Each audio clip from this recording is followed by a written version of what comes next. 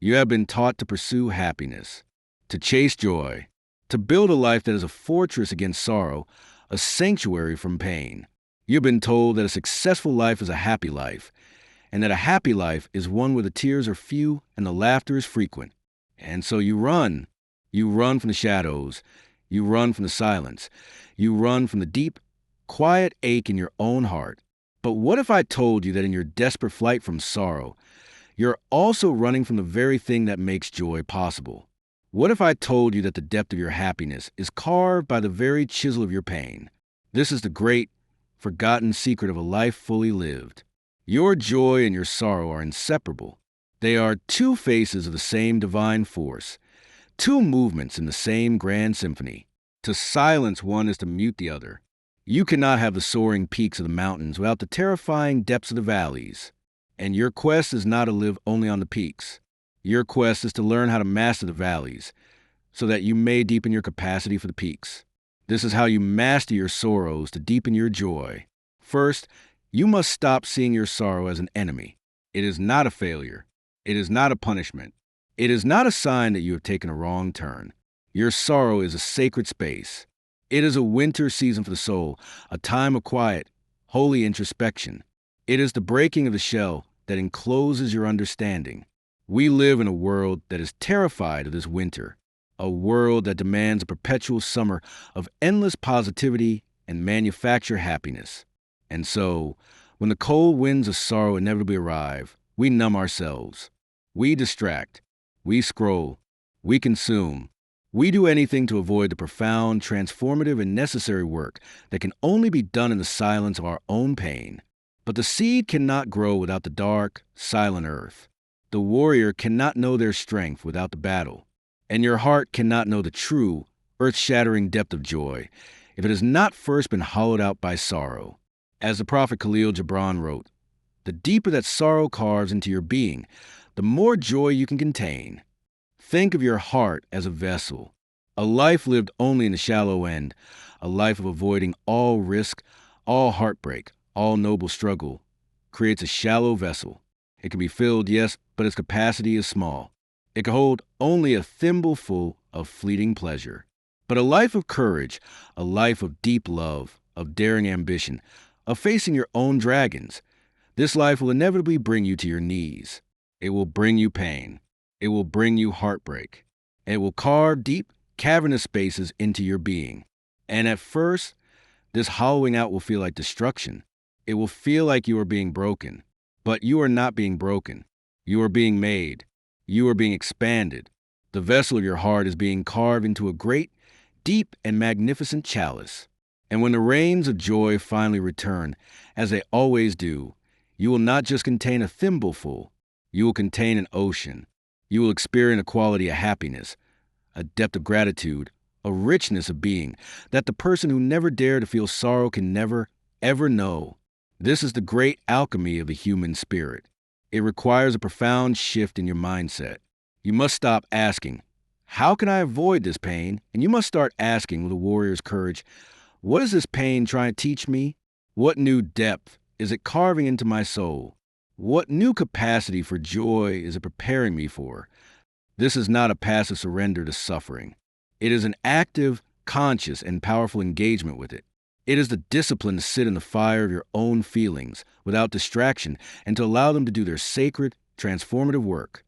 This is the path of all great artists, all great leaders, all great souls.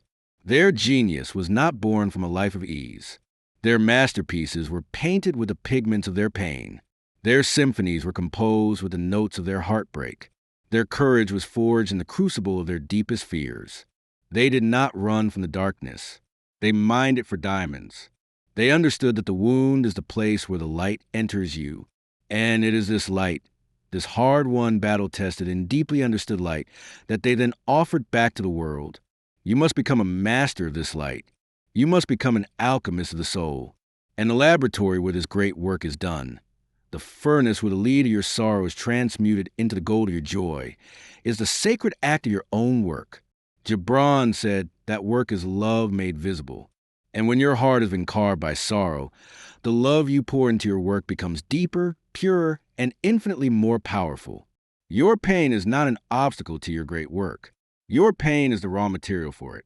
The world is full of shallow, forgettable creations, born from shallow, comfortable lives. But the work that lasts, the work that resonates, the work that changes the world, is almost always born from a place of deep, personal struggle. When you are in the valley of your sorrow, the temptation is to cease all motion, to curl up and wait for the feeling to pass. This is the path of the victim. The path of the master is to take the immense, potent, and volatile energy of your pain and to give it a noble task. You must channel the storm. You must take the earthquake that is shaking your inner world and use its power to move mountains in your outer world. Write from the heartbreak. Build from the loss. Create from the chaos. Your suffering will give your work an authenticity, a truth, and an emotional resonance that you could never achieve through intellect alone. It is the secret ingredient. It is the source of your unique voice, your unique art, your unique contribution to the world. Look at the life of Beethoven. As the specter of deafness, the ultimate nightmare for a composer, descended upon him. He was plunged into a sorrow so profound he contemplated the end of his own life. The world was taking from him the one thing he treasured most, the ability to hear the magnificent sounds he was creating. This was his valley of ultimate darkness. He could have surrendered. He could have been silenced. But he did not. He chose to fight. He chose to create.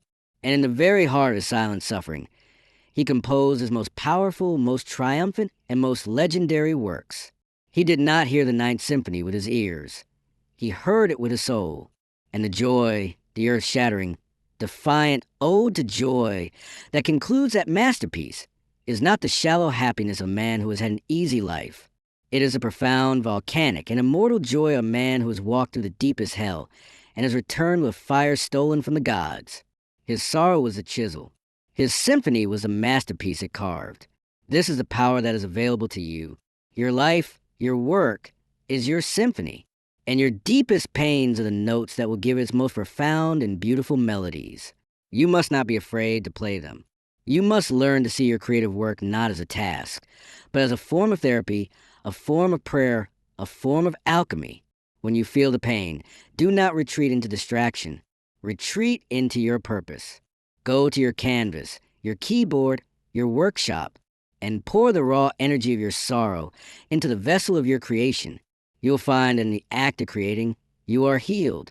In the act of giving your pain a voice and a form, you transform it. It ceases to be a tormentor, and it becomes your muse. It ceases to be a weight that is crushing you, and it becomes a power that is lifting you.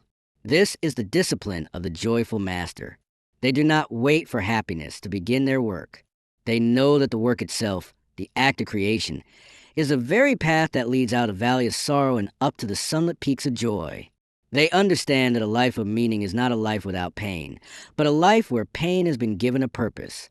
And when you give your pain a purpose, you rob it of its power to destroy you. You are no longer the victim of your feelings. You are the master of their energy. You become the alchemist who does not run from the storm, but instead walks into it with a bucket to collect the lightning.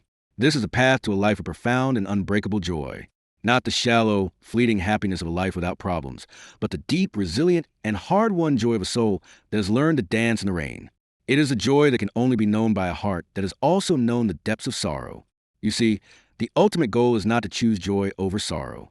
It is to have a heart so wide, so deep, and so courageous that it is big enough to hold both, to be able to weep with all your being when it is time to weep, and to laugh with all your soul when it is time to laugh. This is not weakness. This is wholeness.